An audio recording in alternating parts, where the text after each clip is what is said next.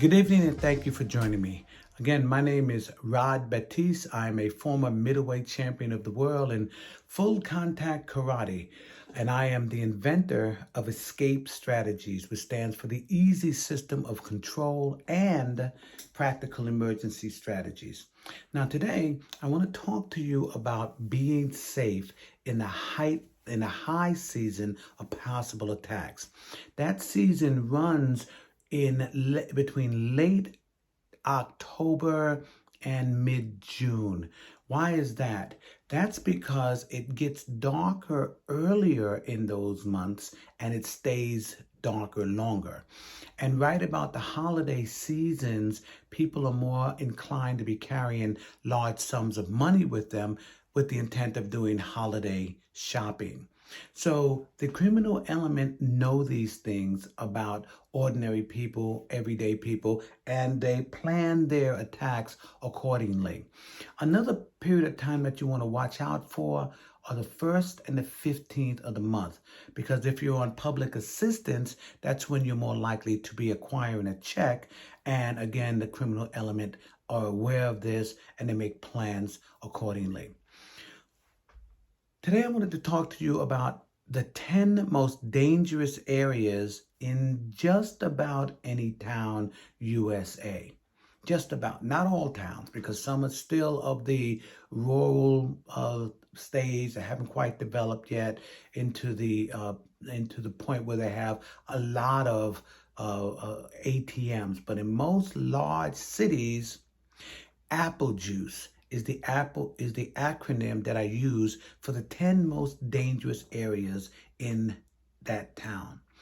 Apple juice stands for automatic teller machines, public restrooms, public parking, laundry rooms, emergency highway repair, jogging, underground garages, in stairwells, coming home, and elevators. Okay, so let's take them one at a time.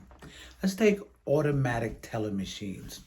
You know, when automatic teller machines first came into existence, there was a near epidemic of crimes being enacted on those machines. Not so much now, but again, certain times of year, the crime is more likely to increase. Holiday season is a prime example. When you're dealing with an automatic teller machine, you want to use common sense safety measures. Number one, try not to use a machine that's in a dark, very hard to see area. Don't go down into an alley to use an automatic teller machine. Try to get a machine that's very well lit.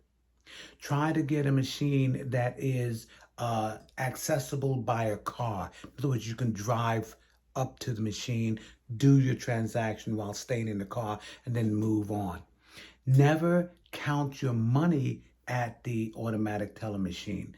Okay, that's asking for trouble, and at the same time, there's nothing you can do about it. If you got shortchanged, you really can't do anything besides make a complaint the next day. So do not count money in an automatic teller machine.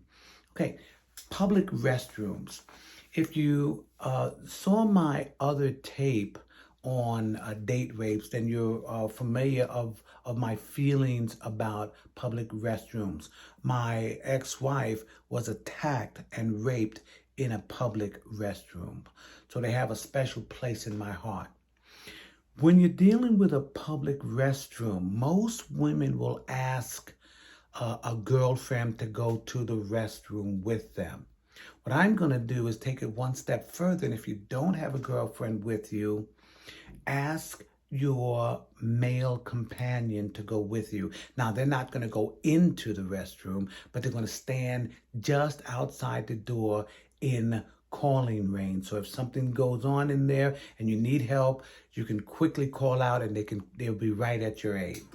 When you go to a public restroom, don't forget, check the stalls before you go into your stall. and take every safety precaution to make sure that you are alone. And if you're not alone, you know that the person there is supposed to be there. Public transportation. When we're talking about public transportation, we're talking about buses and subways. Now, when you're dealing with a bus, you know, don't be prone to going to a bus stop, just missing the bus and having to stand and wait 45 minutes to an hour for another bus. Know the schedule. It's a matter of a simple phone call. Call up, find out what the schedule of the buses are, and make sure you're there about 5 minutes before the bus is about to arrive. Most buses are just about on time. They may be a little late, but they're very rarely are they early. Again, get a schedule. Check the schedule, and you're going to go to the bus stop right on time. When you get on the bus, make sure that you stay close to the driver, because robberies do happen in the rear of a bus, especially in a large city. Be careful to make sure on a crowded bus. I'm talking about New York, talking about Boston. I'm talking about large cities at rush hour when they have a sardine can type of bus situation where everybody's packed into the bus. Make sure that you keep your valuables close to your chest. Make sure that you have your wallet close to you, because there are pickpockets on buses. Okay, when you're talking about subways, Washington, D.C. has a very kind of state-of-the-art subway. When you're upstairs, you can look downstairs and you can actually see the train coming, because the lights on the station floor will start flashing. That normally alerts people that the train is within a certain range, and they want you to step back away from the edges of the walkway to make sure that nobody accidentally falls in. Well, that can be used also as a deterrent for crime. Late night, when it's just about closing, it's 11 o'clock, 12 o'clock, you're out there, you're the only one. You don't have to be downstairs waiting for the train. You can actually wait upstairs where the attendant is, and you can see the lights flashing that will alert you that a train is coming. That's when you make your way downstairs, get on the train. When you're getting on the train, make sure you get into a middle car. Don't go to the last car, because most people who deal a lot with subways understand that there's a lot of extra seats towards the tail end, because most people wait for the train right in the middle. But that's where the safety is. The safety is where you have a lot of people in a car. Try not to get in to the last car. Okay? All right, so let's talk about laundry rooms. Laundry rooms only apply to large tenements. If you may be in a project in a large city, or you may be in a high rise, a lot of times they'll have a laundry room on the lower level, or they may even have laundry rooms on the same level, but everyone has to exit their apartment and go into the laundry room. Okay, that is a very good place to find yourself under attack. So here's what I recommend. Most people live in an apartment dwelling. You make friends. You know people on the same floor. You know people as you're coming in and out of the building. I recommend that you make laundry day party day. So what you're going to do is you and a few of your friends on the same floor, perhaps consider doing your laundry at the same time. Okay, and then what you're going to do, maybe you're playing cards or you have a glass of wine, but it's a social gathering and it's not quite as boring. Okay, so that's how I would manage laundry rooms. Emergency highway repair. Now that's a big one. Emergency highway repair happens for two reasons. One, you forgot to check the gas, you run out of gas on the highway. Two, you normally will have either an engine problem or a flat tire. Here's what I recommend. As far as the gas is concerned, most people will wait until the gas tank is almost empty before you fill it. I recommend, especially if you know you're going to be taking a long trip, say from Washington, D.C. to Richmond or Washington, D.C. to New York, that you fill your gas tank at the halfway mark. Instead of waiting for the gas to run all the way down to a quarter of a tank or less before you consider getting more gas, fill it up at the halfway mark. At least start looking for gas stations on the halfway mark.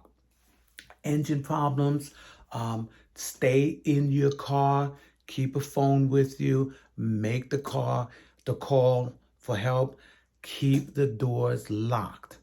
If you should happen to have a flat tire on a highway, I recommend that you move your car to the side, you creep along however slow that you need to, 5 miles an hour, you've got those safety blinkers on, and you move your car to a well-lit area before you stop and park the car.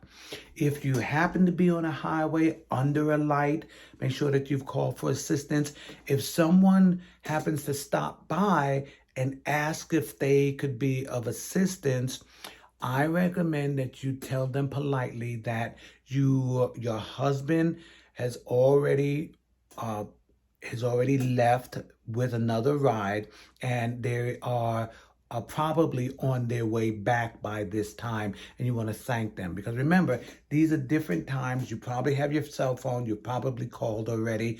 And you don't really need to unlock your doors and make yourself vulnerable in that kind of situation. Okay?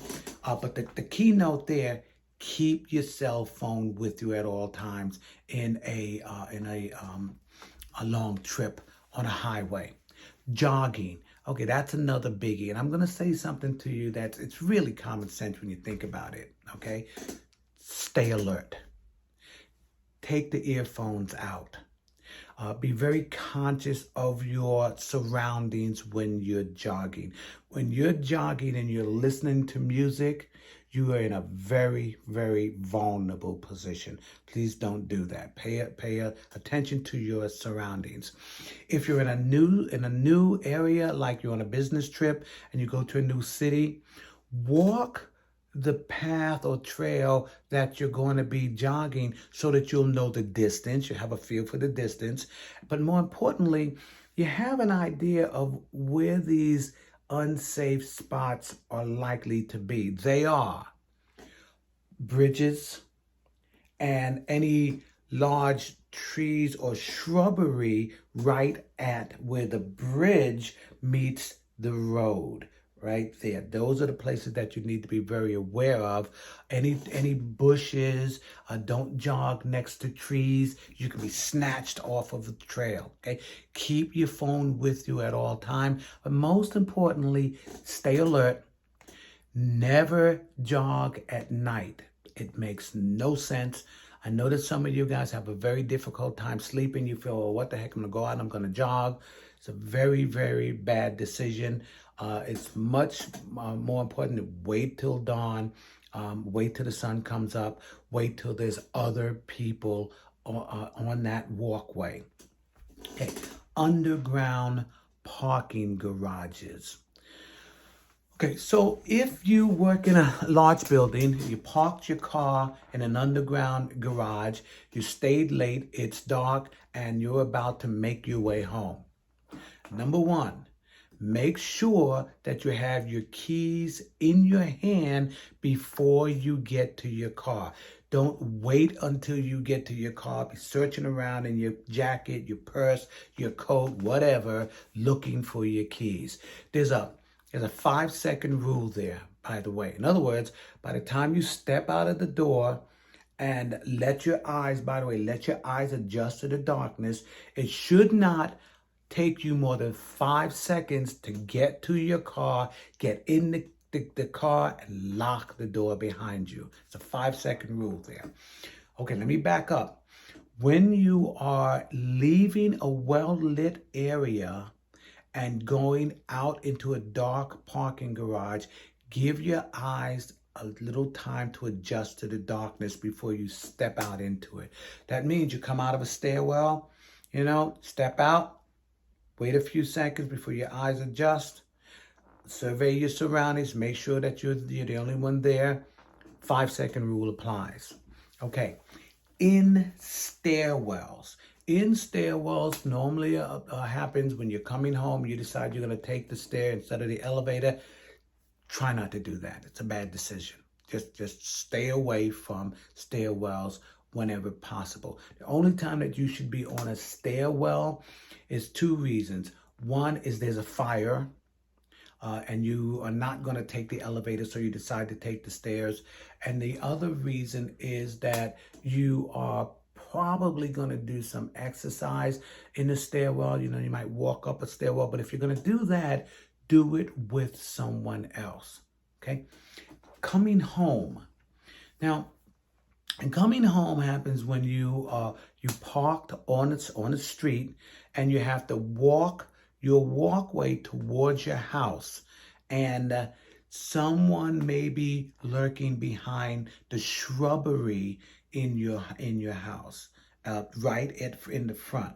So make sure that you keep those shrubs trimmed low so that you can see any unusual going on. Again, if it's late night and it's dark, keep your keys in your hand so that you can open the door and get in quickly. Go inside, lock the door behind you.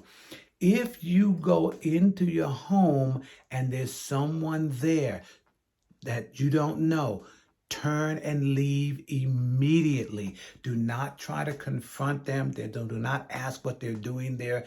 None of that. You go in, you're startled, you're caught by surprise, there's a stranger in your house, turn and leave immediately. Okay, and the last one is elevators. Maybe not so much now, but when I was a youngster, I grew up in Brooklyn, New York, right in the heart of the ghettos. There were a lot of robberies in elevators. Someone would go in, they would leave the front door open for some reason. They'd get into the elevator. The thieves would move to the elevator, go in, and rob you. Okay, when you go into your building, step in and check the door behind you. Make sure that door is shut tight. Move to the elevator. Once the elevator comes, step into the elevator. Push the door close button. Do not keep the door open for someone who might be running towards the elevator. Make sure that the elevator is tight, the doors are secure, and you're on your way to your apartment. Okay, so I hope you found this helpful. If you did, don't forget to hit the like and subscribe button. I do need your help building my following. I'm Rod Batiste, former middleweight champion of the world, full contact karate, and I'll see you next video.